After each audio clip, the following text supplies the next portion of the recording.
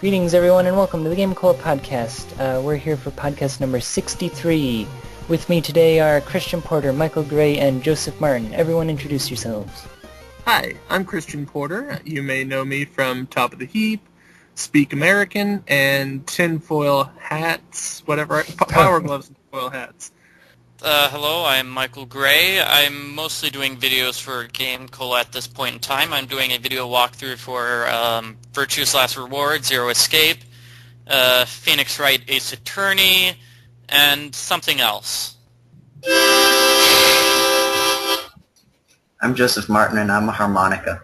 Oh, wow. It's quite the lineup that we've got here today. I also write articles for GameCola.net and am working on trying to do some fabricated news. And I'm Jetty. I run the website now.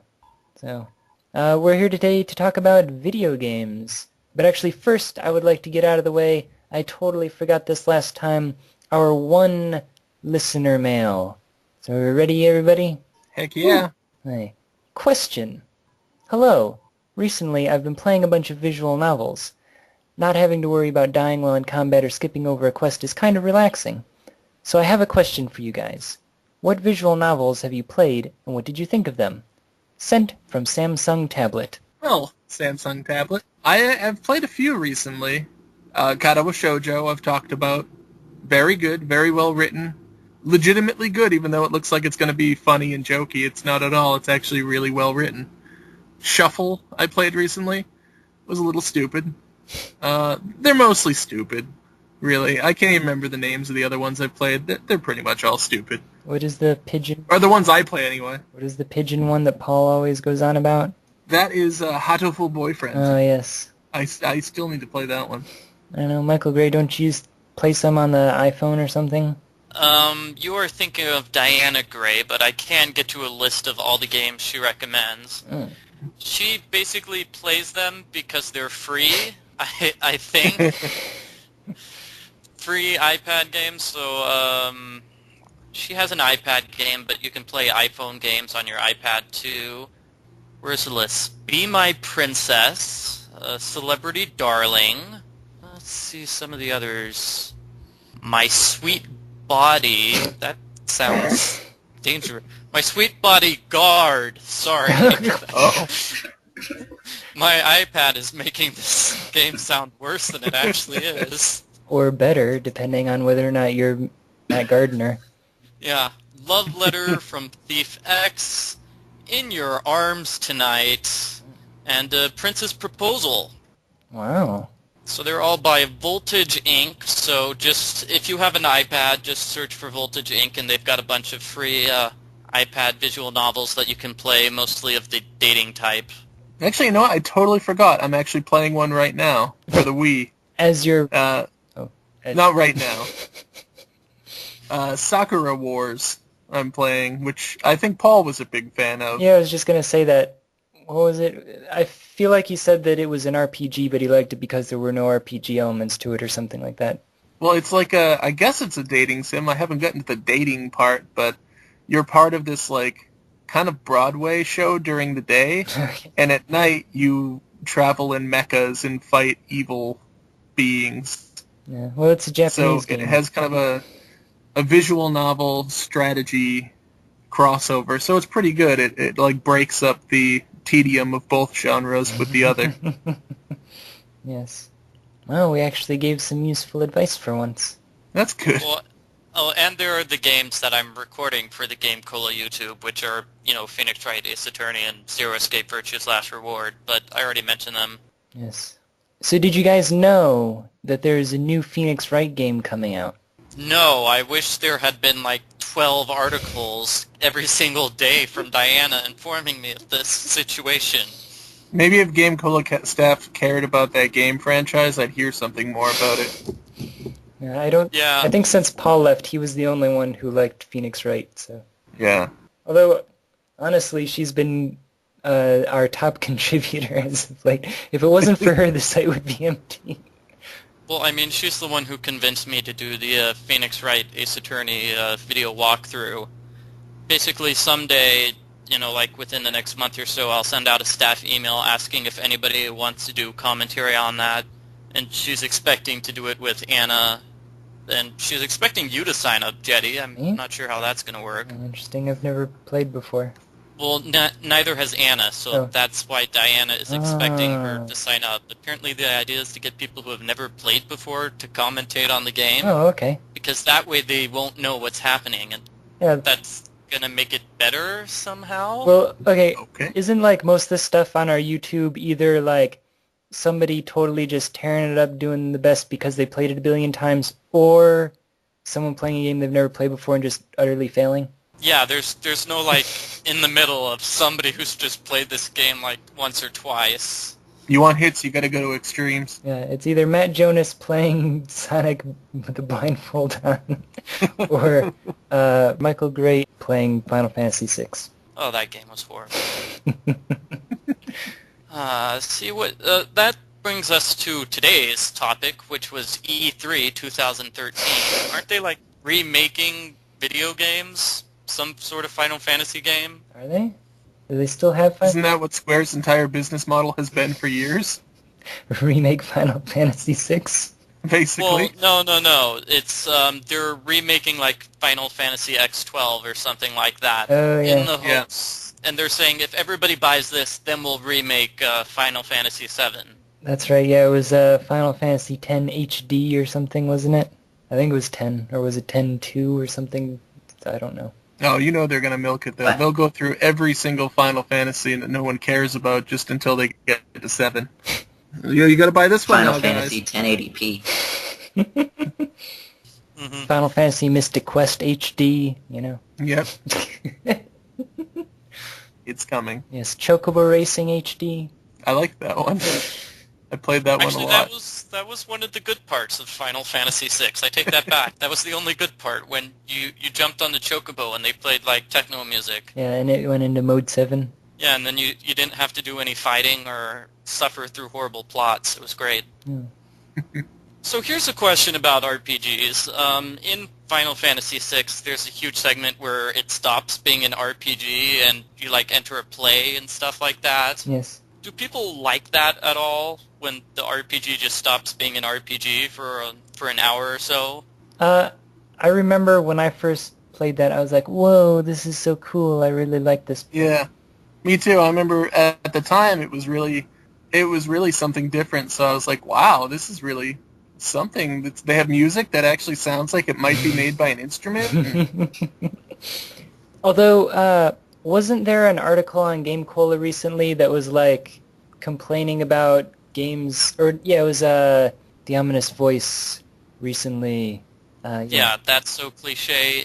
Mini edition talking about mini games. Yeah, and that's why I brought it up. Yeah, no, and it's pretty much universally hated. Like, and the way that he argues it, it makes a lot of sense. Although, I don't know, in that specific case, it might have just been a fluke that they accidentally did something good for once. But From I've heard that like the reason that developers do that is it has to do with like pacing, and where instead of just action all the time, they have to pull it back a little bit. And sometimes the only way they can think to do that is to just make a mini game that breaks up the flow, so you're not always doing the same thing. It's not as good as the regular game, but it makes the rest of the game better by comparison, almost.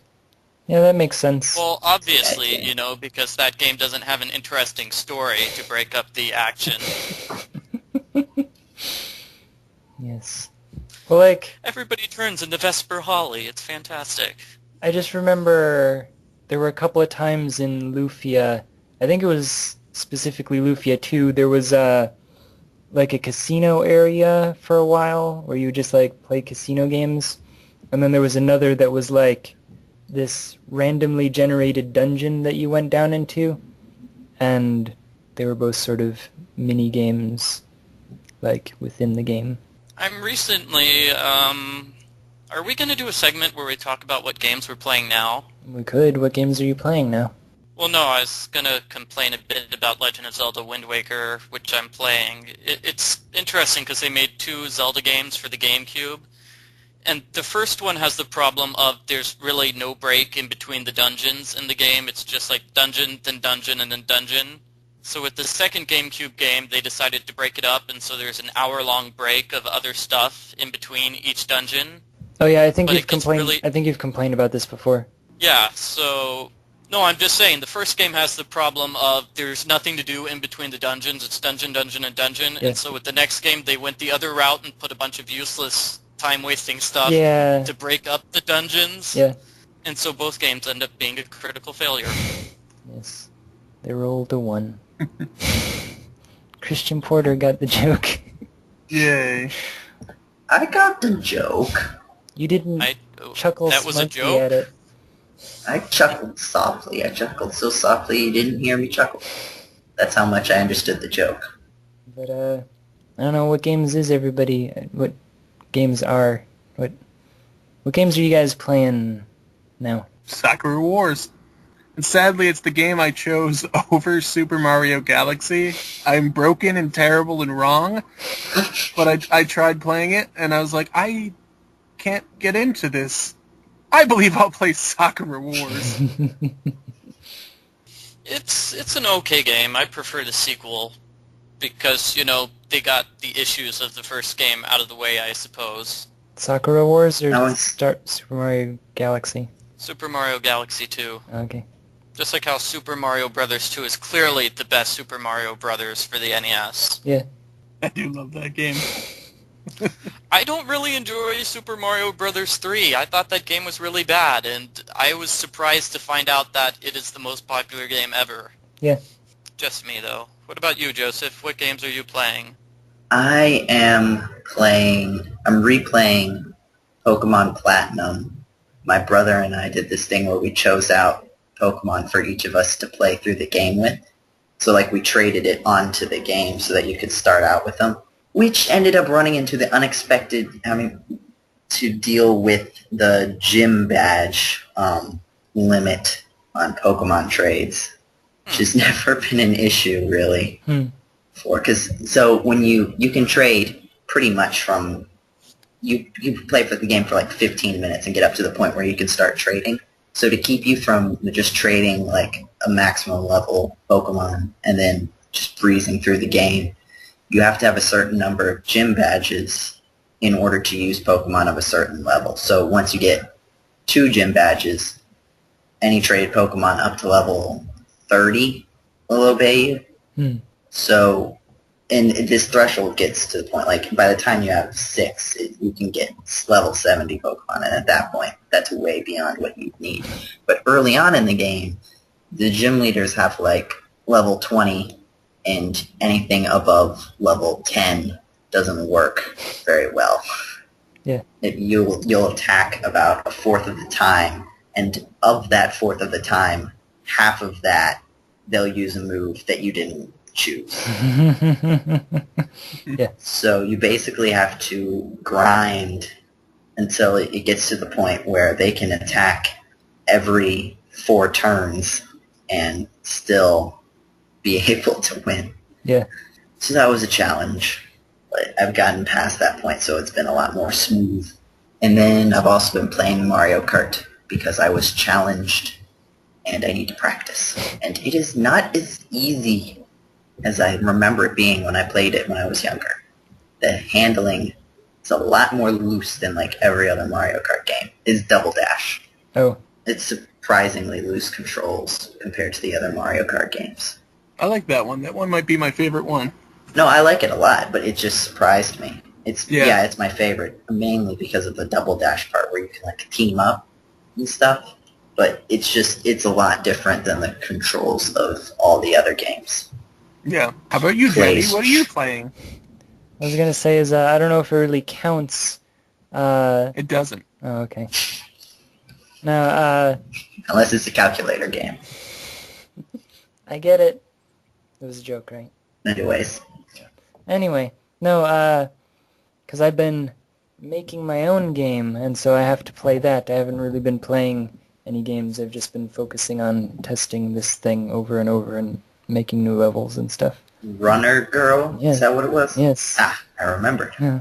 And I I've been progressively making new levels and closing in on wrapping it up, but, every level I have to test over and over and make sure that it's works properly and that it's not too easy, not too hard, whatever.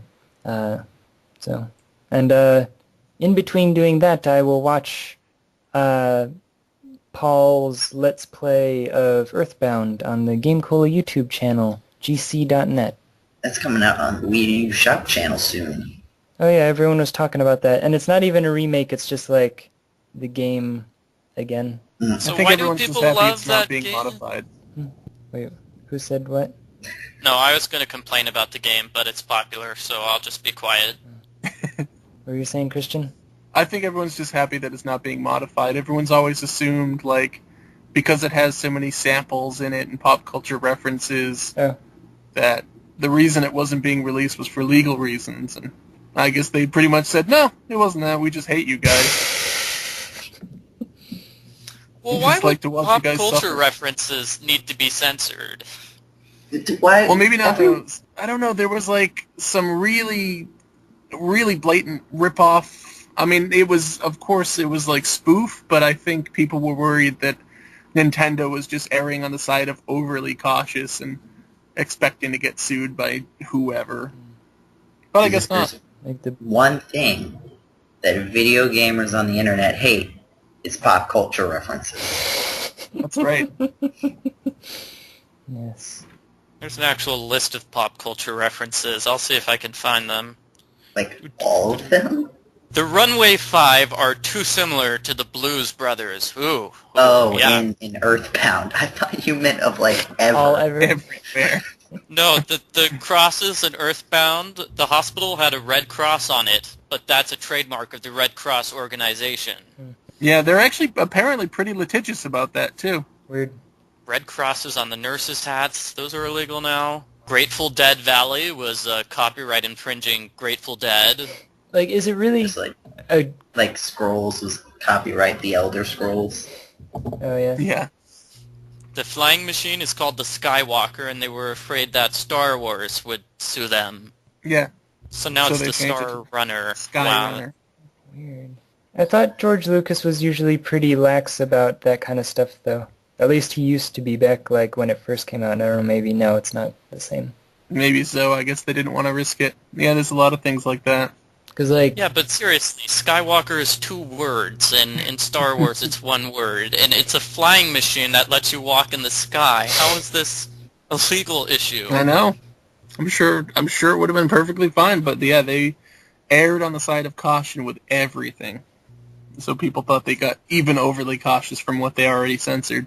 yeah, I don't know, I can understand the Red Cross thing because, I've spoken before about how ridiculous Tetris is about its Tetris concept. That it literally has a patent on the concept of the game Tetris and, Tetris blocks and everything.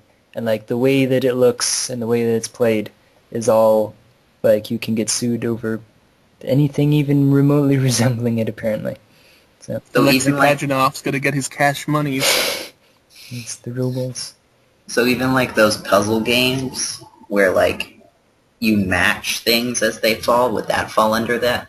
Where you get 4 in a row? No, Or connecting? that's different. It's specifically I forgot what the exact description was, but it was 4 individual blocks made into the Tetris shapes, falling from top to bottom, and making lines that are then deleted. Okay, so... Yeah, so things like Bejeweled or whatever aren't an issue, but literally the look of the blocks is very specifically copyrighted, and also the concept of things falling from top to bottom, and when it lines up in a row, it gets cleared. So could I copyright a game where, my characters go around killing enemies? Oh, what was it? Was it Crazy Taxi that got sued, or was it Crazy Taxi doing the suing? I think it was the Simpsons racing game. They were doing the suing, yeah. Okay, yeah, because I remember that one was another ridiculous thing where it's they were trying to say that, like, when you drive through a crowd of people and the people dodge out of the way, they're like, oh, that was in our game. They're totally ripping us off. And like arrows that show you the direction to go. Yeah, the directional arrows. I remember I saw the actual U.S. Patent Office sketch that they made. Yeah. And they were like, see, this is ours. You can't take it. Yeah. That sounds about as ridiculous as claiming a mystery movie is a ripoff because they said the butler did it. Yeah. I don't know, just, it gets ridiculous. So that's why there's no innovation in the video game industry anymore. Yeah. That's right. Because everyone's afraid If you to try sue. something new, we'll sue you. Yeah. Didn't Weird Al write a song about that? I'll sue you. Jenny, isn't your game going to get sued for obvious similarities to Jetpack Joyride and Temple Run and all these other running games? Cannibal? Because you don't own the concept of a game with somebody running. If it hasn't been patented yet, I could patent it and then, like, sue everyone else. Why don't you? I should go do that right now. Patent the concept of running. Running in video games. Yes. No, just running. Hello. Running. If you run, you have to give them money. Well, it's like Oh man, you need so much money for marathons. the companies that they're trying to patent genes, and like they literally wanted to patent like naturally occurring genes, and it's like, are you kidding me? Like, Oh. am I Oh. a I copyright? thought he meant Biological. blue jeans, too. No, Yeah, I thought blue jeans, yeah. no, like human genes, like DNA, and they wanted to like be able to patent naturally occurring one. It's like, are you kidding me? So like, am I copyright infringement by being born? Or was it apparently? I think it's Warner Brothers that currently owns the Happy Birthday song, and they're being Do that? they're being sued for like their millions of dollars a year, like 40 million a year or whatever it was that they are currently earning because of that. And it's being argued that basically everyone owns it because everyone uses it, and it was made in like the 1800s, and just because they like bought the company that vaguely, It was made in the 40s, wasn't it? according to the article I read, it was in like the late 1800s. And There were two people who wrote that song and, had it filed, so I mean, yeah, well, it was also already in use before they put it to paper and like saved it for all eternity. And they actually, what was it? It was the Good Morning song originally, and then they put the words "Happy Birthday" to it later. I don't know. good morning to you, good morning to you. Hey, you're right. Those are the exact same song. Whoa. The alphabet song is also "Twinkle Twinkle Little Star." Wait, it took what? me so long to learn that, but yeah, I learned that when I was like in my 20s, and I was like, oh, holy crap, it is. Yeah. Wait. The two songs are different. There's a musical note that you put over the person's name and happy birthday to you, just in case somebody has a super long name, and you have to stretch that note out for a long time. I actually, So it's happy birthday, dear Rumpelstiltskin. It's got the little squiggle which says, hold this note as long as necessary. what was it? I always wondered what happens in, like, the name game if somebody has a really long name. Like, what was it? Alex, Bobalex, Banana, Fanafofalex, whatever. Like, what if some... Phallic. Good one. I should have known Christian Porter would pick up on that. But, like, what if I was to be like, Jedraszczak, Bo Bedrazak, Banana Phallic? It starts getting a little long and ridiculous. That's just when your friends say, I don't want to play with you anymore. This game's stupid. Yes, or Alec. I'm not Alexander. I'm actually just Alex. But like Alexander, Bob Alexander. Or my son, Maximilian, Bobaximilian. Yes. Oh, so you're Goofy from Goof Troop. Oh. I knew it. Well, Is that okay. full Well, name? here's the thing with I don't know. We keep getting hung up on things which have nothing to do with video games. Do? But Is that new? The Happy Birthday song is not copyrighted in Canada, but it's copyrighted in the United States because they have different copyright expiration laws. Interesting. They have something like 50 years after the death of the creator, whereas we have, gosh, I should know, everything before 1923 is public domain in our country. But Disney didn't want Mickey Mouse to fall under public domain, so they basically paid off Congress to extend the copyright date. I heard it was like 75 years or 50 years if like the copyright isn't renewed. Yeah. That sounds right. Britain, I know this because I've done work with like Project Gutenberg and releasing these old public domain books. Britain has 75 years, Canada's 50. So Peter Pan is still under copyright in Britain, but it's not here. That's one of those weird things. And in the 30s sometime our rules are going to change, but I presume Disney is just going to pay off the Congress again to just extend the deadline. Oh man, but if that ever goes public domain, I can make my own Disney World. Yes. Yeah. Well, it's both Mickey Mouse and Winnie the Pooh who will be going public domain. So, sweet. Well, like, little by little. I don't know if you guys have heard anything. He's still copyrighted as a mascot, though, but, you know, not as a character. I don't know if you guys have heard anything, being that you don't live in Florida, but it might be kind of national news about Disney basically paying off local legislators so that they don't have to pay for sick leave for their employees. Wait, they I don't... didn't hear about it, Disney but I'm not doesn't surprised. Well, explain this to me. I don't see how this works.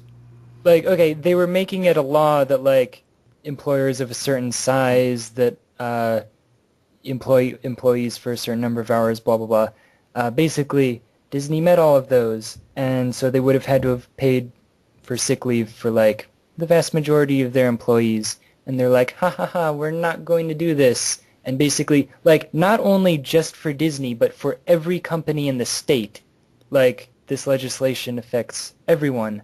So there are millions of employees who now are, like, not eligible for sick leave. So if they get sick, they don't get paid at all? If they have to take time off. Because Disney obviously can't afford to pay for sick leave. It doesn't make that much money. Yeah.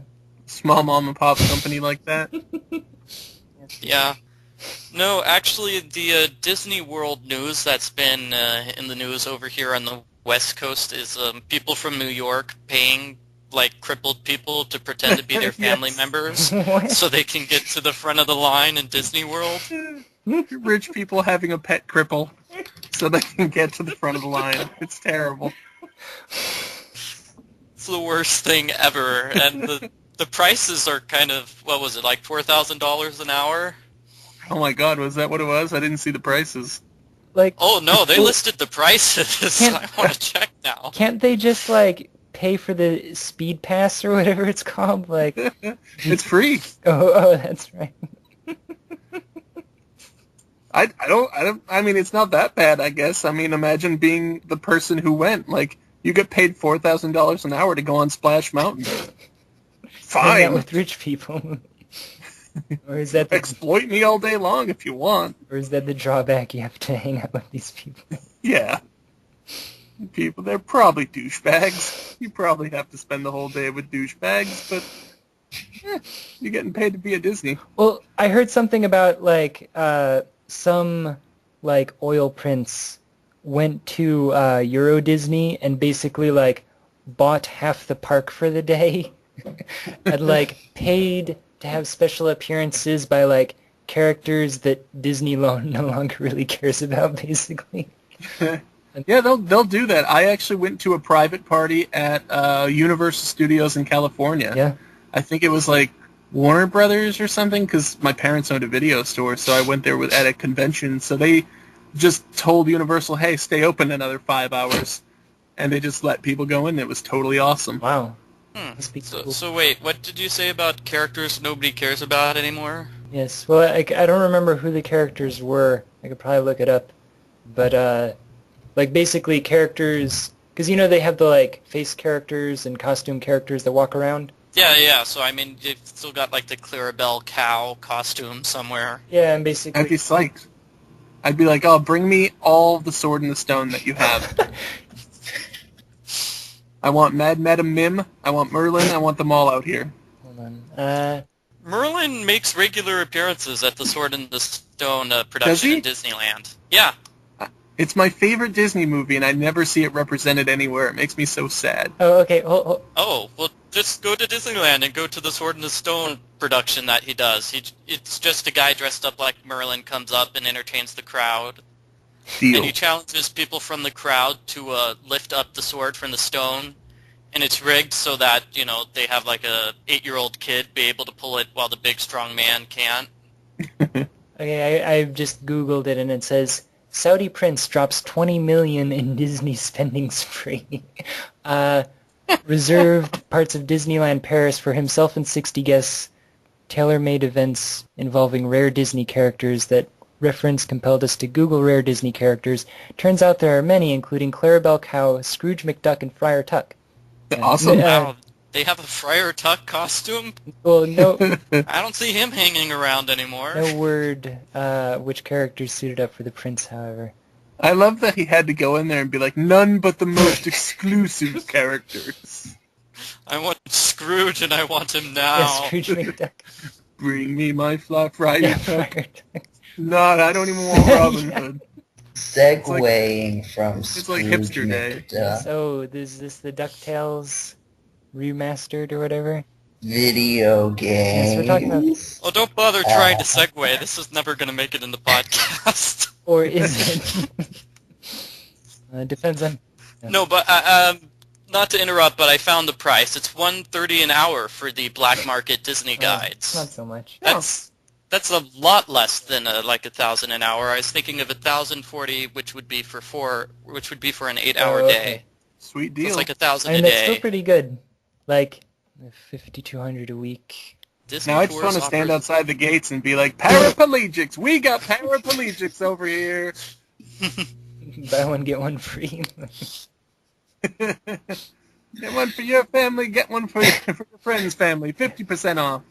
I seem to remember doing something similar when my mother was pregnant with my younger sister, though, so we very much did take advantage of the skip to the front of the I line thought you thing. were trying to say that you tried to get twins.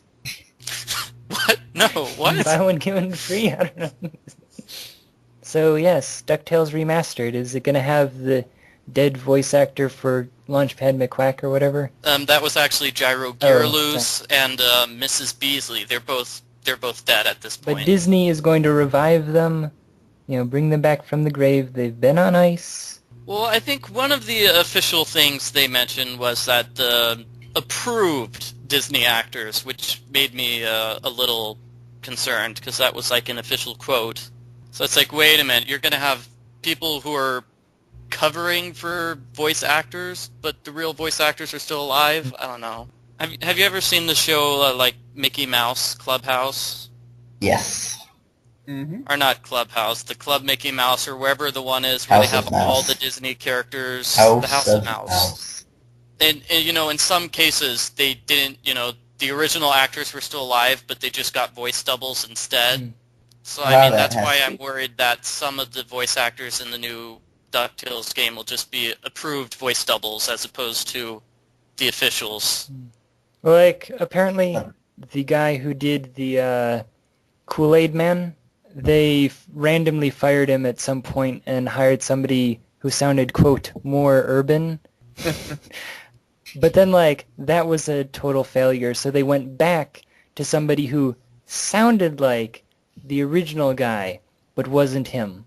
So, oh yeah, that guy is still alive and not hired by Kool-Aid anymore. So, even though they're using somebody who sounds like him. That's rough luck. No, I think that's why Mel Blanc left Disney, because he was scheduled to be like a major character in Pinocchio, but then they cut out all his lines. Yeah? Yeah, he plays the cat who's hanging around with the fox, Honest John. Okay. And so he does 3 hiccups over the course of the movie. And that's the extent of his voice acting. It's like, Mel Blanc never did voice acting for Disney again. What do you know? He switched to Warner Brothers.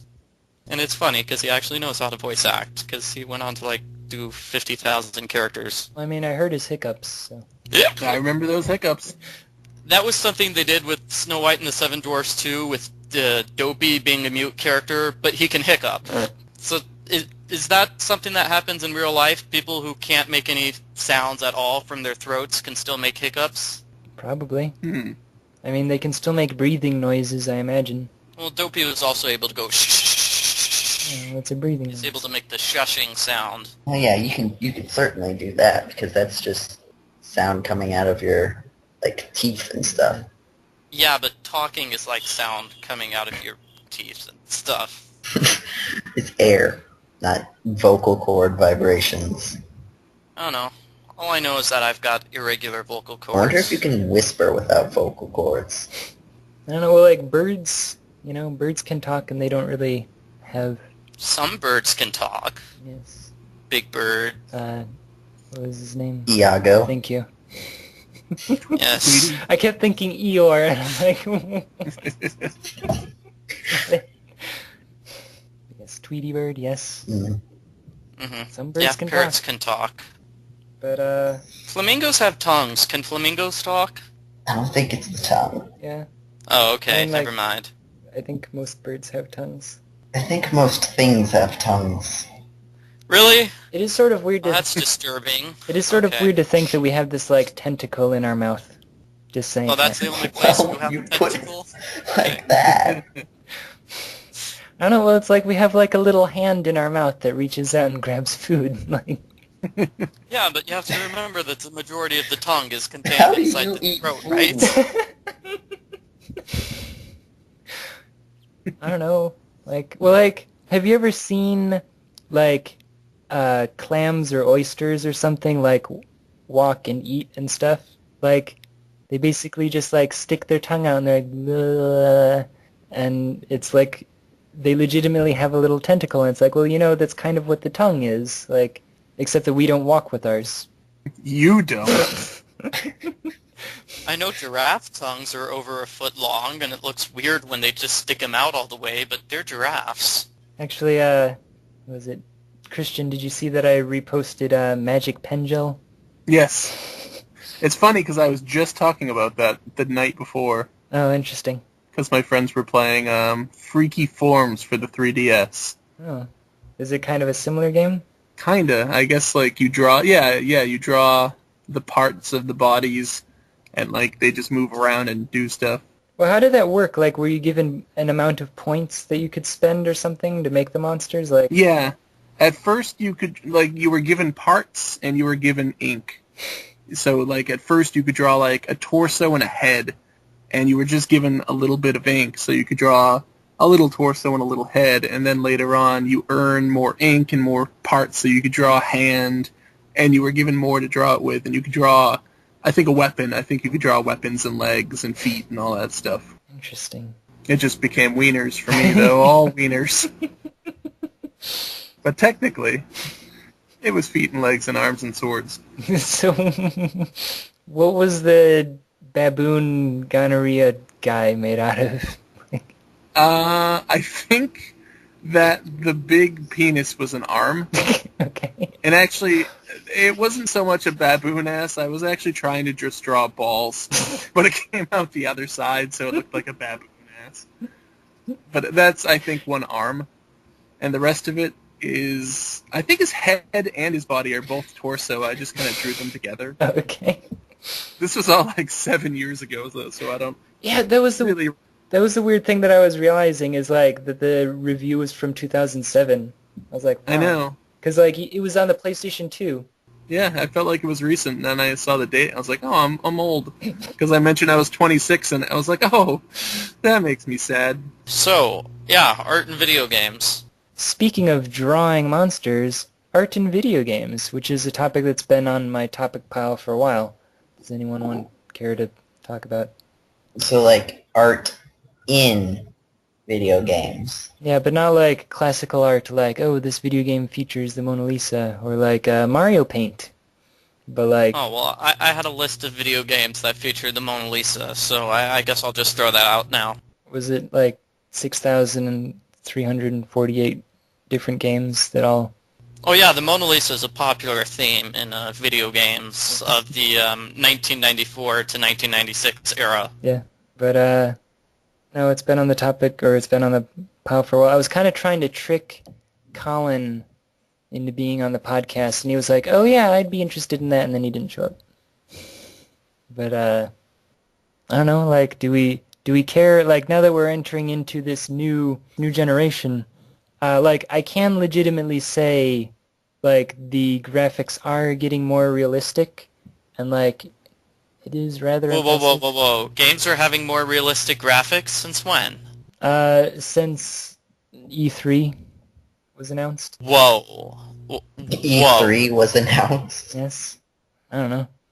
Which would be what, like, how long has it been going on? 14 years or something? But, I don't know. Watching the E3 stuff, it's weird because when the last generation came out, I remember looking at it and being like, these graphics are honestly kind of lame, and I thought that this was like the graphics that we've had for years now, and they're only just coming, I guess, to consoles, because I was mostly like looking at PC stuff. So while PC graphics had been going up and up, console graphics were only now just catching up to last year's stuff. But like now, I don't know. But how far do we really need to go or want to go with this stuff, I guess? Honestly, graphics have sort of reached a point where I don't really see a whole lot of difference between things that are supposed to be radically different. Like, I can sort of notice the difference between Wii graphics and, like, you know, the 360 PS3 graphics. Yeah. But honestly, if no one had told me that there were different specs, I wouldn't have chalked it up to the consoles. I would have chalked it up to individual games. Yeah, and I guess that's kind of part of my deal is there's one thing to say about, like, realism and stuff, but if you're just going for, like, a stylized game, it kind of doesn't matter, like, how many polygons can fit into your game. Mm-hmm. And a lot of the time, I think that if you work with HD to make it look better instead of look realistic necessarily, Yeah. it can do a lot better. Like, for some, and this was just, you know, based on what little I saw, but like Mario Kart 8 looks really good to me.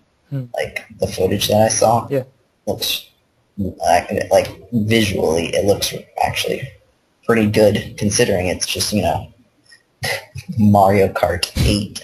Yeah. Well, like, you know, again, going back to stylized versus realistic, like, it's one thing, you know, to have this dog, which is, like, using textures based on a real Navy service dog or whatever. Like, okay, there's kind of a difference there, but, like, how much more definition can you get to Mario? Like, his hat, instead of having, you know, 380 polygons, now has 3,080 polygons. That makes it much rounder. Like, But see, That, I now, think, is a lot of what the problem is with graphics, is that they put so much time and effort into increasing polygon count, making everything look smoother and better and awesome, and putting so much of their budget into that for games that don't need it. There's some games that benefit from that. Some games look great, like Mass Effect was a nice-looking game, and it utilized that well, but games like Mario... There's a point where you're like, okay, we don't need that hat to be any smoother. I get it. like, I was watching some of the videos where Sakurai was talking about Smash Brothers, and he was talking about the two different graphical styles of the 3DS and the Wii U. oh, And he said, rather than just make the 3DS the Wii U graphics but just lower quality, they went in a different style direction that sort of made it pop out a little more, because they would outline the characters, and it also made it easier to play. oh yeah, I saw that. So, Since it's, like, smaller, it's easier to see things when they're outlined. so in that would be a situation where you treat the graphics and how they affect the gameplay instead of just solely looking good. Yeah. I didn't see that. That's a good idea. That's good of them to put the effort into that. Yeah. Instead of just having a lame port, that they actually make it fit the system that it's on. Yeah. But I guess it's always been something that I've seen like looking basically at Western games versus Japanese games, at least historically, things back on the NES and the Super Nintendo, like compare the graphics of Street Fighter to the graphics of Mortal Kombat. And at the time, Americans were all about like, oh, we need super realistic graphics. We've got pictures of real people. It's like, this looks hideous. Whereas they actually took the time to learn how to put the art onto the system that it was on and look good on the system that it was on for Street Fighter 2. And the graphics still look good today because they focused not on trying to make it look super realistic, but just to look good on the system, Yeah. And I feel like that held Western games back a lot back then, and now that's not as big of an issue since systems can actually handle it, and now is when you start getting into good Western games like Mass Effect and Bioshock and whatever.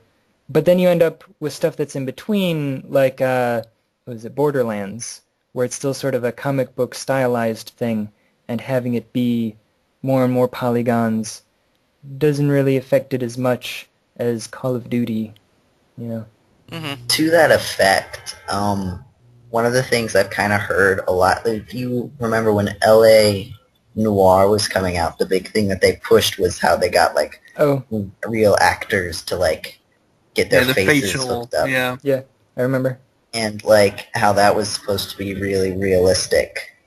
But then, like, what I heard a lot of people talking about is how they had, like, these really realistic faces, but then, like, the bodies that those were attached to were still, like, video games, like, basic. So they had these, like, realistic faces, but just, like, bodies that didn't move like people I wouldn't say all. it was ridiculous, but there was a difference. You could see the face was really detailed, but the rest of the body may not have been. At least on console, it wasn't as detailed. I never played it, so I've just heard, but that's what I've heard. And that's sort of to the effect of if you're going to, there's going to be a disconnect if you don't keep the quality. Yeah. You can't just say, oh, this part is realistic, so the whole thing will be better, because it's going to contrast it against the rest of your game. Yeah, you could see it, but it wasn't too bad, but I have a feeling, given time, when we look back at it, we'll be like, that looks stupid. Well, when they were giving the Call of Duty demo during the Xbox One reveal, I do remember... The fish out of the way.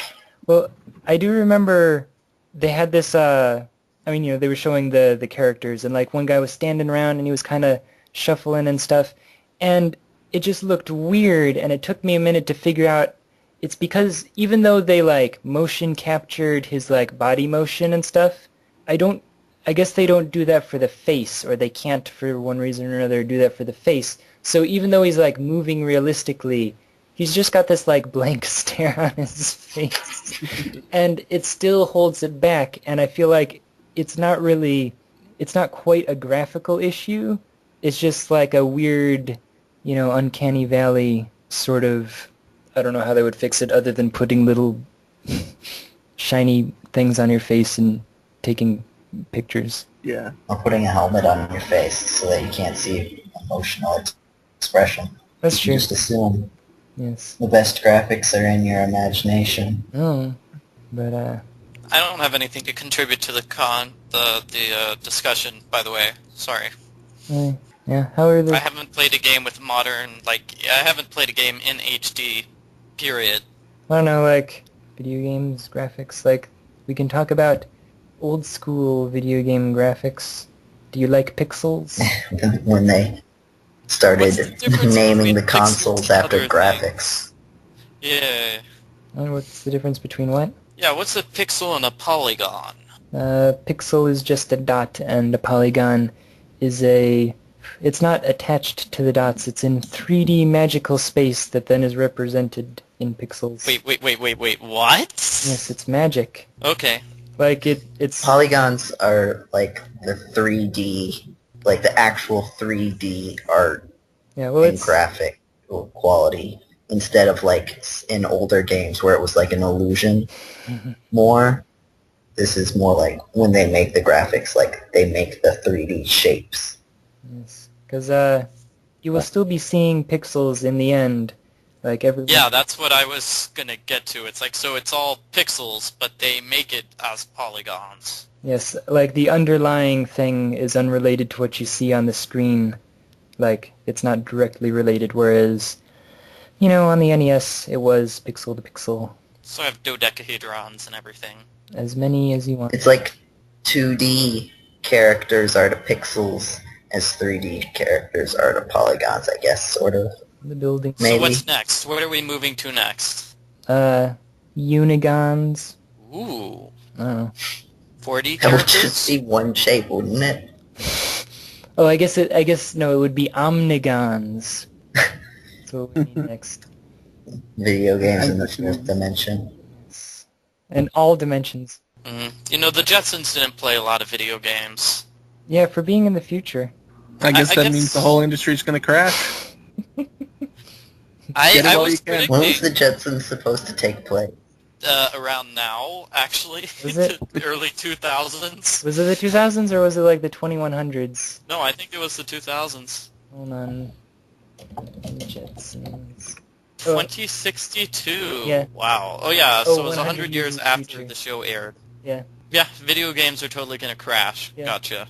We've only got another 50 years. Make it last. Well, I guess And women are gonna go back to being housewives, apparently, working... Okay. And everyone's gonna have a domestic servant robot. Woo! Well, then why do you need a housewife? But, Seriously, what does his wife do all day long? She doesn't do anything. it's a good... Surely this is the time for women's lib and some independence. Yeah, seriously. Well, I guess as video games are getting more and more realistic, we'll have less of a need for them. Like, we'll just end up being like, yeah, that's what's going to happen, is that video games are going to get so realistic that people are just going to go, I'm just going to go outside. Well, Jetty, that was a fabricated news that all video games are going to be FMV games in the future. Oh, yeah, I saw that. Because the systems will have more, pixel capabilities than the human eyes. Yeah. No, I think, Paul referenced that recently, didn't he? Well, that was something which happened during E3 2013. Microsoft is introducing, video game/TV hybrids. Oh, yeah. So, some Halo TV show where you get to decide the action. Oh, that always goes Wait, wonderfully. The Gates of Life? Yeah. No, it's like the Nancy Drew series where they let the readers decide the action, and so I think the readers just decided to troll the Nancy Drew series. It's like, sure, have her dump her boyfriend. They've only been going out for 50 years. Is she going out with one of the Hardy Boys? No, they immediately retconned that series Oh. as soon as they could. But that was the 90s series, and the next series immediately, guess what, she's back with him. Wow. It never happened. She did not go to college. That was just a dream. It was a play. Ah, the 90s. Yeah, video games. I don't know, because I guess, I just feel like a game, everyone's favorite Castlevania Symphony of the Night, it's still... Is that an SNES one? No, that was for PlayStation. Oh, okay, well, But it had... never That mind. was- I wasn't never that played like- either of them, so... Wasn't that one of the first ones to coin the term Metroidvania? Yeah, well, it's the one that most Yeah. people refer to, with that concept. It, instead of just going, straight through his castle, in a predetermined path, you were allowed to freely roam throughout the castle, do whatever you want, and added, RPG elements to the side-scrolling shooter sort of thing. And made Really, don't it they so limit much it, better. kind of, with your abilities? Yeah. yeah, I mean, you're, if you don't have the double jump, then you can't go over here and that kind of thing, but still... Yeah, that's what I was referring to, because every Castlevania game I've played does that, and so it's not really as open as it pretends to be. Yeah, but I mean, you can't, in the original games, you can't go backwards. There is no just going back to the first level and leveling up. And, Oh. I mean, In the first Mario, there literally is no going backwards. yes. What was it? But, I guess what my point is that sort of, graphical style is still somewhat valid. It's aged a bit, but you can update some of that and still have a pretty-looking game. And I feel again, if you just had nice 2D graphics, Where are your polygons now? Oh, burn. So, okay, how about a quick list of games that looked really good when they came out and have aged terribly Mortal in terms of Kombat. how they look. Yeah, I was going to say. Yeah, Mortal Kombat. What else? Like, personally, well, I I'm never... gonna look that up now. Is combat spelled with a C or a K? Okay. Because it's supposed to be spelled with a C, but I think they changed it to a K to be edgy. Yes, because this was the 90s. Crazy. Yes. They don't care about society's rules. Yeah. Using C's. No. These must be pictures of modern Mortal Kombat, because these all look kind of nice. Like, personally, I never liked the graphics of Donkey Kong Country, that, like, pre-rendered 3D, or, the Super Mario RPG. You guys know what I'm talking about? Yeah. I've heard of say Super that Mario I dislike RPG. them, but they do look a little, I wouldn't say they're bad, but I'd say they do look dirty-ish in comparison.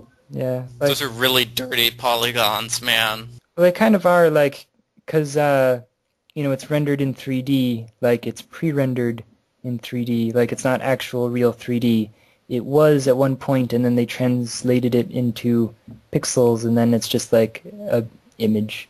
But the point is, the graphics looked really gross because they weren't meant to be on the Super Nintendo, basically. Like, they were trying to look advanced, and instead, like you said, like, it does kind of look dirty. It doesn't look clean like the stuff in Street Fighter 2, once again.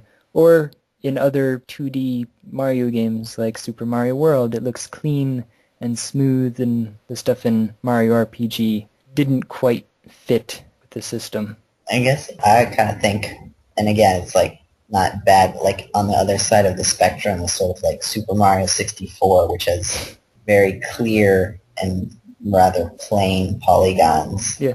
with like kind of cheesy special effects, Yeah. like the sparkles and all that, Yeah. that are like clearly like 2D pictures designed to just look the same from every angle. Yeah. Yeah. The art style in the game is very clearly, we're just getting used to this 3D stuff. Yeah. Well, like, the original, well, most of the early 3D games like Doom, where all the enemies are just sprites that stay facing you no matter how, which direction you face. They're flat to you. That kind of stuff does look goofy. But again, being that, like you were saying, the 3D part actually looks reasonable on the 64 because it was meant for the system, Mm-hmm. Even though it has aged a bit because it has fewer polygons than we like. His hat only has 12 polygons in it. You call that a hat? But, I wonder how many polygons Porygon has. So yeah, video games. This is so confusing. I think you can count. Let me go look up Porygon. I'm sure someone has counted. Because, do you ever see it from, a different angle than the, default? Well, I mean, there have been Pokemon games with 3D in them that have been 3D, so surely there have been some 3D renders of Porygon. Yeah, there have to be, because... Ironically, he's the only one that was ever always done with sprites. 16, 17, 18, 19... Because he was one of the original 150, so he would have been in Pokemon Stadium. Jetty's counting. Sorry, I'm trying to... I'm vaguely counting based off of, the one... Oh, sorry, there's this one that's made out of papercraft. Does that count? I don't know. I don't think it does because it has extra things that make tabs and stuff. Here, these ones in this picture, but somebody made their own 3D rendering of Porygon. I don't know. Let's just say 50. Let's say 64. People like the number 64. Mm-hmm. Nice round number. Yes, if you work in hexadecimal. Doesn't everybody? Do we have people who are working in base 19? Probably. Oh, I'd say we okay. probably have F people. Yeah, that's probably how many people are... Why is it I understand that, but I don't understand what this rendering stuff is? This is... I studied the wrong things in college. Oh well, everybody did, so it doesn't matter. Yep. I do like my my advertisement for Runner Girl, where I say that I pushed the limits of the Xbox 360 by using 4 colors across 2 dimensions? Yeah, that's a good question. Do systems determine how many colors you can have? Is there like a color you can't display on the NES, for example? Yeah, like they actually, not only do they have like a palette that like gives you literally the colors that you can choose from, which is why they actually don't have some colors like yellow. They actually have to use like a golden orange sort of color. They also don't have a lot of like browns and stuff. You end up having like a red or like a purple in its place. And there are weird things. In every 8x8 block, you can only have 3 different colors. And like the amount of colors per line, like per scan line and stuff, it gets really weird and complex to what is actually physically capable on the NES. It's like Wow, a graphical those sound Sudoku. Yeah, it's like horrible restrictions. Why would anybody bother making an NES game? But you can do a lot with the color blue. Okay, fine, I'll make NES games now. Like, but that's why a lot of games ended up with the sprite flicker. Like, if you've ever tried to play the Ninja Turtles 2 on the NES. Well, I would have gone for Mega Man 2. Make fun Yeah, of that Dragon game, Battle. That's true. because it is a horrible game with lots of sprite flicker. And that's just me being a jerk because everybody loves that game. It's a good game. Yes, luckily Nathaniel Hoover isn't here. He would sort of agree. Doesn't Yeah, like people Mega try Man to 2 as pretend the much. sprite flicker doesn't exist because Yes. they really love the game. Because that's his comic. Get it? Because Nathaniel Hoover has the comic sprite flicker on GameCola. Yes. But, I don't know, video games. So wait, so what does cause sprite flicker then? No, okay, they can only show so many sprites on a given line, so like, you have the background and then you have all the little characters on top of it, and literally if it gets past a certain number of them, it's just like, I'm gonna skip and I'm not gonna display anymore. Like, I'm just gonna stop here. That's why, like, sometimes when you're at the top of the screen in a Mega Man game, the health bar will kind of go weird. Yeah. Because also, you said yellow was a hard color to do, and the health bar is yellow, so that might be part of it.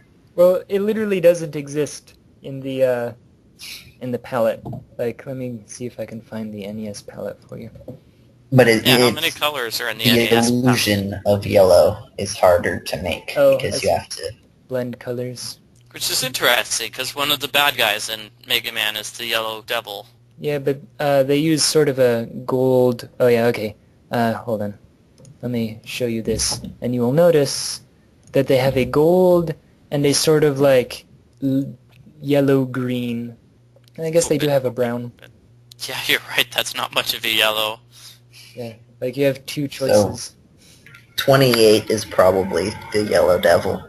Yeah. And I think it's also the Mario coin color. Hmm. They probably put the 2 next to each other. Yeah. And then we'll surround it by corresponding colors that make it stand out more as yellow. Although I find it weird that like all of the colors, like all the ones on the far right are just black, but I think those might be specialty, like transparent or something. I'm sure there's some reason to it, limitation or something they were reserving. Like maybe those, like, I think there are extra sound channels that you could get in NES programming, but like could only be played on like the Famicom. Well, I know the cartridges themselves could come with their own little expansion slots, and that's how some of the fancy games with fancy stuff expanded how many square waves they could play or whatever.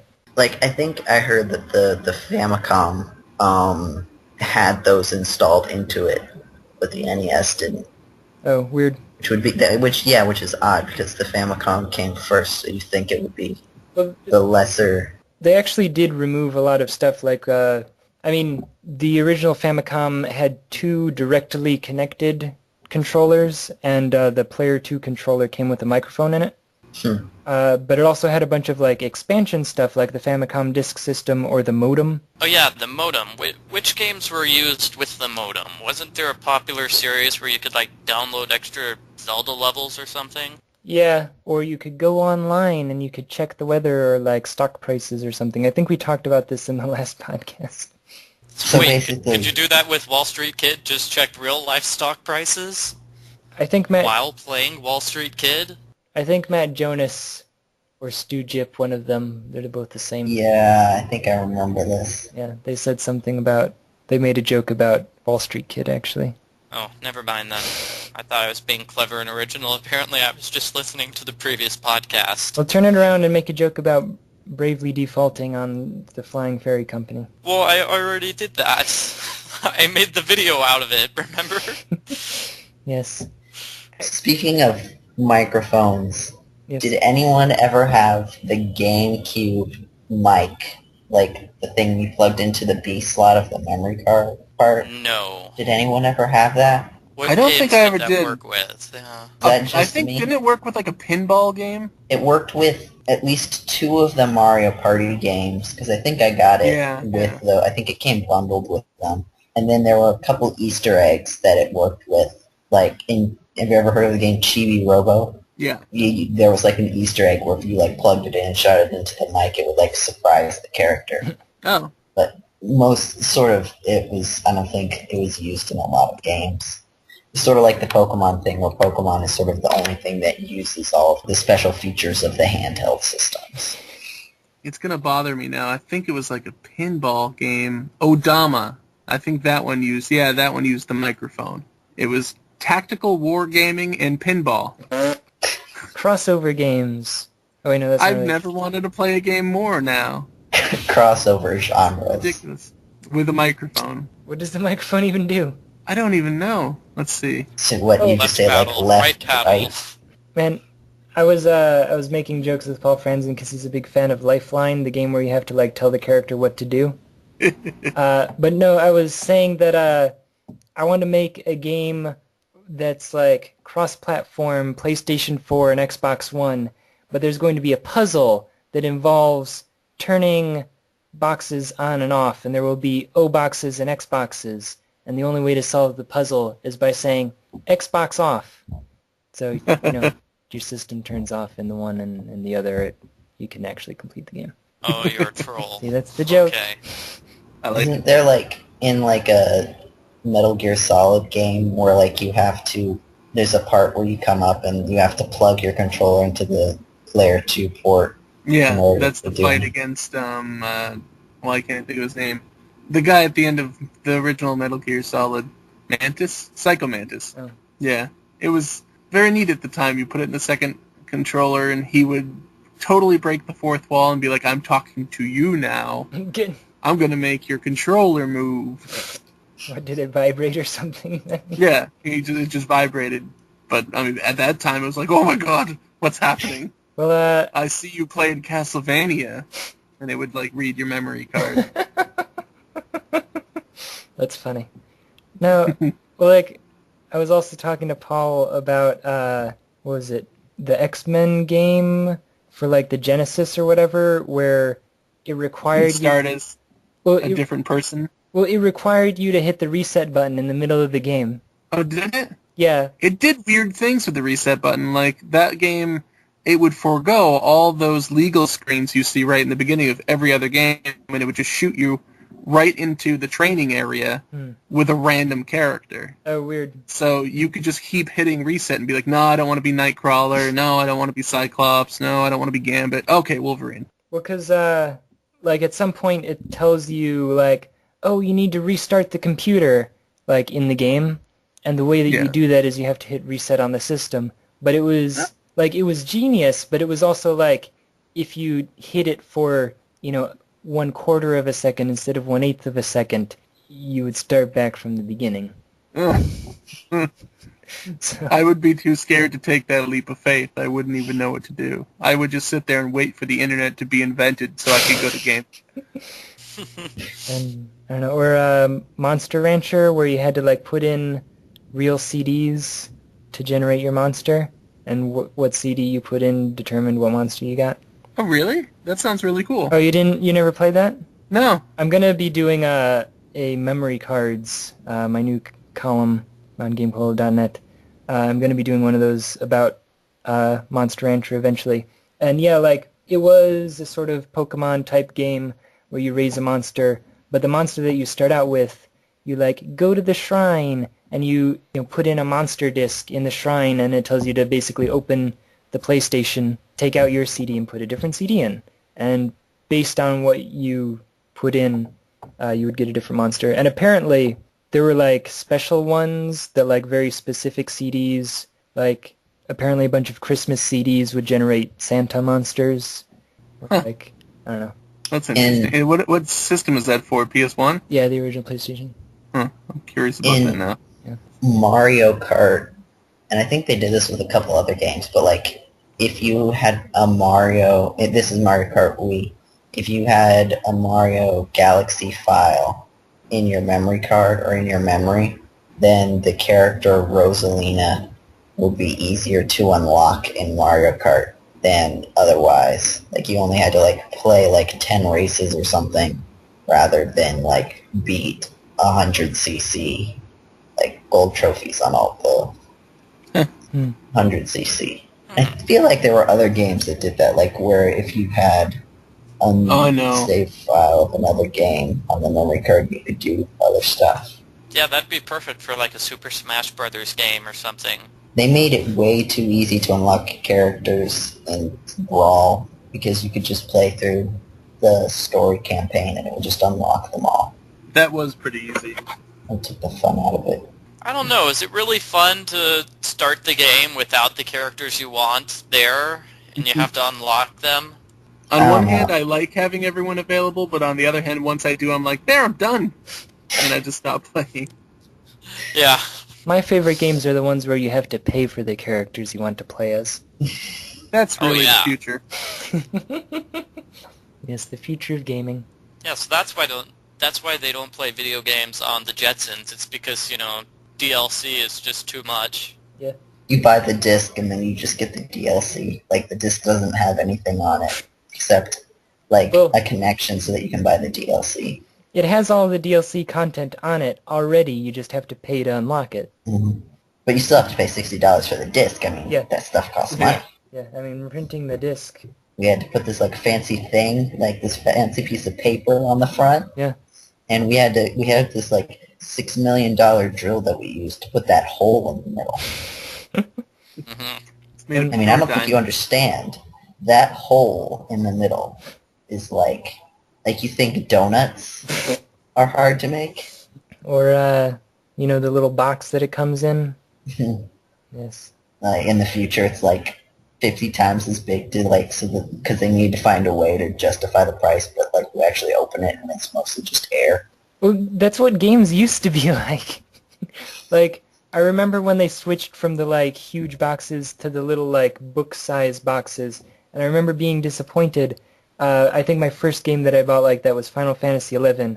I was like, what is this? This isn't a game. Like, this is just a tiny little book box. Where's my game? I want, like, the giant, like, almost a foot tall video game. I want waste.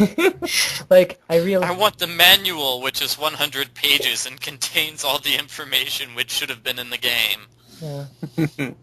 It's supposed to tell me the names of the characters and why they're doing what they're doing, so that they don't have to say it in the game. Well, there's actually like a Sherlock Holmes game, I think. I don't know if the series got off the ground, but it was supposed to be like game novels where you have to read the entire novel, which is the whatever you call it, manual. Yeah. In order to actually beat the game.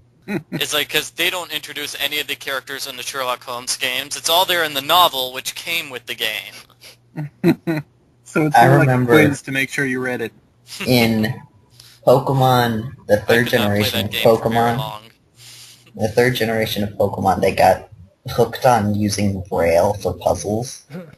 And like I think it was in the Ruby and Sapphire, the manuals, and like on one of the pages it had like a Braille code, but I don't think anyone used the manuals because then in the later games there was the manual, like in Emerald, the manual didn't have the code in it, and one of the the first places that you would come upon that had it where you could do something had like a bunch of stone pillars in it that like listed Braille letters in alphabetical order. Interesting. So they just put it in the game instead because nobody read the manual. That's actually kind of like Duck Hunt. It became a huge thing a few years ago on the internet that, holy crap, if you plug a controller into the second plug, you can control the duck. Oh yeah. And nobody knew. Apparently, nobody knew that. Yeah. I knew that. I used to like troll my brother all the time. I'd walk by and I'd make the duck move out of his way. But I guess I didn't know it was a big secret. But I guess it was in the instruction manual, and no one ever read it. Well, I remember a lot of PC games back in the day would, like, 5 minutes into the game ask you, like, what's the fourth word in the fifth paragraph on, like, page 27 of the manual? Like, Yeah. or as an anti-piracy measure or whatever. I do remember Dune 2, specifically, like, instead of just asking you randomly, it would be, like, in between missions, your advisor or whatever would be like, there's a spy among us. In order to make sure that you're not a spy, what is the armor class of this structure? And it would, like, show you a picture, and you're supposed to just type 4. The answer was 4. I just guessed, and I got it right. But apparently that was supposed to be their version of looking in the manual. But I like that they actually, like, included a reason for it into the game. Yeah, I liked it when they integrated it, at least. Yeah, no, I recently saw that, what's that game, King's Quest 3 or whatever that Nathaniel Hoover was playing. Yeah. The potion making challenge, which is about 30% of the game, is actually just a super complicated do you have the manual puzzle. And so that's why he, playing the remake, was unable to really solve that challenge. Wow. Without dying over and over and over again. That's funny. I don't know, So what do they do nowadays to ensure there's no piracy, Jetty? I mean, how are you going to make sure people aren't stealing Runner Girl? well, that's why I make it for the Xbox and not for the PC. But that's also why no one likes SimCity. If you've heard about the debacle with trying to log into SimCity because it required always online so that it could, like, determine if your serial key was legal. So this But they is made it. SimCity. What system was this for? PC? PC. PC. But they made it sound like they said that it was integral to how the game worked. Like the game was supposed to like they couldn't have done it any other way. It's how they designed the game, and then someone cracked it and figured out that like the game ran absolutely fine Yeah. without the online DRM. Yeah, they were like, it's not DRM, it's an online game. This is how it has to be played, yeah. And then, yeah, they found out, no, it doesn't have to be this way. Even though most people knew because like they could keep playing even when their internet connection went out. Oh. Yeah. But then like it would delete everything they did. Oh. Yeah. No, and then just for those who don't know, they had huge issues with their servers going down with everyone trying to log on to play. So, wonderful. Didn't a similar thing happen to Diablo 3? Did it? Yeah. Not Like, with nearly their as server. bad, but it was still Well, pretty yeah, bad. because they didn't have always online requirements, but a lot of people wanted to play online, and no one could get in. Oh no, Diablo 3 is always online. It is? Yeah. Oh, well, there you go. That's why they were having those problems, because everyone had to get online, and they did not allot enough bandwidth or whatever for that. Yeah. So what ended up happening that didn't make it as bad as SimCity. Yeah, they recovered from that a little bit, but SimCity is still pretty hated for that. Yes. Actually, another thing about piracy and anti-piracy stuff was there was an indie game that came out recently that was like indie game developer, like Yeah. Oh, yeah, that. yeah, or I've heard this. indie game craft or whatever, and they themselves put out a pirated version that was hacked so that if you played the pirated version, pirates would always, take all of your sales for your game and you could never win. And then people would like complain on the forum like, ugh, this game's too hard, I keep getting hit by pirates. It's like, Yeah. well, you just revealed that you pirated the game. So. I thought that was really smart of them. I liked that. I Very think I poetic. saw like one or two posts of people who thought that like the action was unjustified. Even Of though course like they did. Yeah. even though like it was like halfway through the game when that kicked in. Yeah. So like even the people who say, "Oh, I'm just trying it out and I'll buy it if I like it," Yeah. they're halfway through the game. Yeah, how much do you need to play to know? I hope it's an exaggeration, but someone tells me it may not be. It's like someone was jokingly saying, "I pirated Skyrim to see if I liked it enough to buy it, and after 60 hours, I decided I didn't." After 500 hours, I decided this game's too boring. It's too long.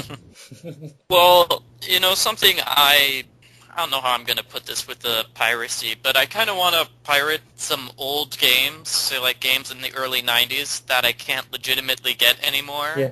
So piracy is my only option, but I don't know how that will work in the future. Yeah. Like, are they games of like developers that are no longer around? Well, here's one game I'm thinking. The Vampire Diaries game, made in 1996 by the company who makes the Nancy Drew games. They've since completely disowned this game and pretend they never made it ever. But because now it's like a big TV show and everything, like if you want to get the original box copy in 1996, it costs like $600. Wow. And So that's it's the like, I only don't way have you can get it. $600 to play a 3 CD game from 1996. Well, to change the topic slightly, but still, Paul has been going on about, like, digital games on consoles and stuff. Because, like, if the Xbox One required you to be online in order to play, well, what happens, 20 years from now when they no longer support the Xbox One? Or, like, what's going to happen to all of our Xbox Live indie games when they stop supporting Xbox Live? Like, you won't be able to play the games that you bought because they're stuck on this system that's no longer able to connect. And that's one reason I was really not interested in Xbox One at the time before they reversed it all. Yeah. But the idea that all these games I'm buying, one day Microsoft will say, "Just kidding, you don't own those anymore. Goodbye." Yeah. I didn't like that at all, because I go back and I play my games a lot. Backward compatibility is backward thinking. I mean, that's one of the reasons I like the Wii and Wii U so much, is that they have super backwards compatibility. Like, technically on the Wii, you can play games from pretty much all Nintendo consoles. Especially if Because you you put an can- emulator on it. Well, yes. But, like, you can play NES through Nintendo 64 on the shop channel, getting Virtual Console, and then you can play GameCube games because it's backwards compatible. So, pretty much any remotely popular game, aside from Earthbound, back when it was just the Wii, you could buy and play. Mhm. Do the And games you bought on the Wii transfer over to the Wii U? Yes, but Oh, if you wanted, nice. like the Wii U versions, if you buy them, like, they can do some stuff with the gamepad, whereas if you just transfer your Wii versions over, they won't do those special things, like you could play it on the gamepad. But, like, if you have it transferred over from your Wii, then they only cost, like, $1 or less to buy from the Wii U shop. Like, you get a big discount if you already own it and just want the Wii U version.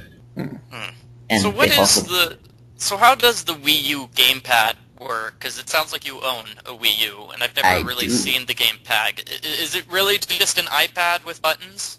I mean, How large Not- is it? it's not as big as you would think, I guess.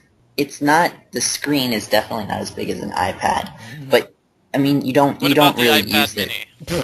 I don't know how big one of those are. I don't See, it's own like an one. iPad, but it's smaller. So But like, you spend a lot of the time holding it like a controller. It feels more like an enhanced version of the bottom of a DS than an iPad. okay, so do you I would really say that use that? Because some games they say you have the It option depends of on using the the Wii game. modes. So yeah, it does depend on the game. Okay. Video games. Man, so there's like a It de- screen in the controller. Jeez. It depends on the game. Like, Nintendo Land is a lot more fun than I would have thought, because it seems like just a mini game collection.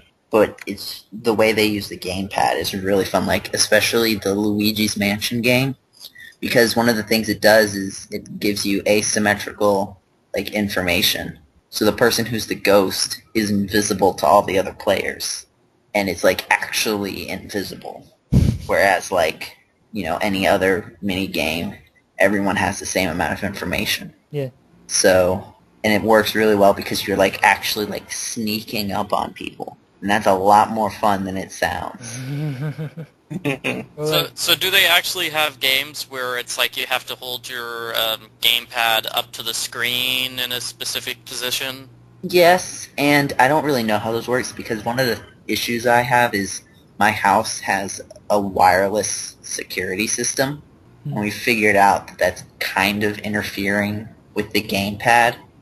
Because on all other accounts, I've heard the gamepad works really well, like the wireless connection works really well. But because of there's a wireless signal going through pretty much my entire house. It, like, unless you're really close to it, it can freeze up, and if you're moving it around too much. But when it's working, it's a lot of fun, but just the way my house is kind of messes with it. But, like, games like the Metroid game is a lot of fun. Whoa, there's a Metroid game for the Wii U? The Metroid Nintendo Land game. Oh, okay, never mind. You had me excited there for a moment. Sorry. When's the next Metroid game coming out? Oh, wait, it's never been announced. Well, they made Metroid Other M and everyone hated it, so they probably had to scale back any plans that they had. I thought It's sad the that way they take that made as we don't like Metroid. Yeah. When the actuality is we didn't like Metroid Other M. Yeah. Well, even still, they probably planned to have more games in that style. Yeah. And they were probably working on it while Metroid Other M was being released. And they probably had to make a whole lot of changes once Metroid Other M was such a big flop. Just hand it off to a different gaming company, isn't that what... But if the other gaming company had already started, if the first, whatever the gaming company that they gave it to, if they were already working on it, then they're going to have to rescale. They're going to have to start over. And making a video game takes a long time. Can't they just copy-paste everything from the previous game? But they can't because no one liked the previous game. I mean, come on, Michael. What is this, Mega Man? Yeah, okay. It's different people liked that one. Mega Man 8? It's funny because Metroid Other M had a lot of repeat bosses and things, but I don't think anybody played long enough to notice it. The only thing Mega Man 8 copied and pasted was itself. But that sounds like a story for another podcast. Yeah, and then Zelda 4 basically copied Super Mario 64's engine. I think that this podcast is wrapping up. We're closing in on 2 whole hours. Oh, okay. No, I think this was a good podcast. We actually talked about video games and stuff. Hooray! Crippled people in Disneyland. Yeah. Exploitation. Yes. But, yeah, thank you everyone for being here. What was it? Yes, to you who are listening, please visit our actual internet website. We do have a website in case you're listening to this on iTunes or YouTube or something. GameCola.net. Or if you're listening to this on our actual internet website, you can visit our YouTube channel, gc.net. Or you can follow us on Twitter at GameCola. You can search for us on Facebook where we're GameCola. We're also on iTunes. Just search for GameCola. Just go around and search any program or website that you go on. Just search for GameCola and see if we're there. That will future-proof this message. So in case we add something, just go search for GameCola. Make sure it's us, though, not one of the other Game Colas. Yeah, not that GameCola.com or that, like, Chinese GameCola. Like, I don't know what that was about. Actually, what was it? Cola Chief on Twitter, Paul's old account has already been taken by some other guy. Oh, I should have thought of that. I should have Snapped up immediately, Yeah. like almost. Yeah, it was, like, within a couple days. And apparently, like, Paul messaged him at some point. And the dude was like, yeah, I was surprised that it was open. Well, Coca-Cola's, in like 2 years going to take over GameCola. It's going to sue us for the property. Actually, did you... That's what Microsoft did with the Xbox One, right? Hold on, did you know that Coca-Cola apparently owns .com all the way out to, like, 20 A's or something like that? Like... Wait, what? They were like, Coca-Cola is so refreshing that we registered .com, but because it's confusing to remember how many A's there are, we also registered ah.com and ah.com and ah.com, and like they just kind of kept going and going. What about how many Oh. H's there are, though? No, I think it's all the same number of H's. I don't remember the exact like. Wait, how many H's though? Because I just tried like 6 A's and then it killed me. Coke. Hold on. Well, this is in Spanish. No, this isn't hold on. Spanish. Maybe This it must be was- Portuguese. Maybe it was how many. No, that's Italian. Hold on. I think it was how many H's there are. Yeah. Okay. And also, like, hold on. I just put in 5 H's and I get cat or not. Yeah, it's Coca-Cola. And yeah. But Well, like, that is totally a cat. oh, yes, that was a cat. Oh, I got 92 Oh, I points. got ahhh.com. Did get me to a Coke site. Yeah. This is not a cat. Oh, no, that was a cat. I was wrong. Wait, you're supposed to click before they show the entire picture? That's lame. Hold on, but like, how many H's? Oh, weird. They're all different This is stuff. the worst game ever. Cherry Yeah, jackpot. How many? I didn't realize they're all different games or whatever every H you put in. Yeah. Wow. Like- So, yeah, Coca-Cola's going to buy out GameCola, just saying, in the future. How many? And then GameCola. I think. And GameCola. Okay, Yep. they stopped with the games, but they still own more and more H's. It just goes to the same site. And I'm getting a lot of H's here, just gonna say. Well, yeah, I've got a lot of H's in here, and I'm at 27 apparently. Oh, I got one. How many is that? Let me see how many I have. Whoops. How many I have to go back. You're going to have to copy-paste it, yeah. Didn't GameCola.com recently stop being what it used to be? Yeah, it recently died. Paul was very happy. And he asked me if he should buy GameCola.com, and I told him no. How Huh? much did it cost? I don't remember, probably just regular domain name fees. By the way, this is the longest one that they have. Anything more than that and it disappears. Yeah. That's quite a bit. Has the podcast ended yet? Okay, so, I think so, yeah. okay, they got, because I guess probably domain names can only let you have 64 characters, there are 63 H's. But yes, this podcast is over. Thank you everyone for being here. Christian Porter, Marco Gray, Joseph Martin, and everyone listening. Thank you. Yeah, thanks. Bye, guys. I will play the Song of Thanks.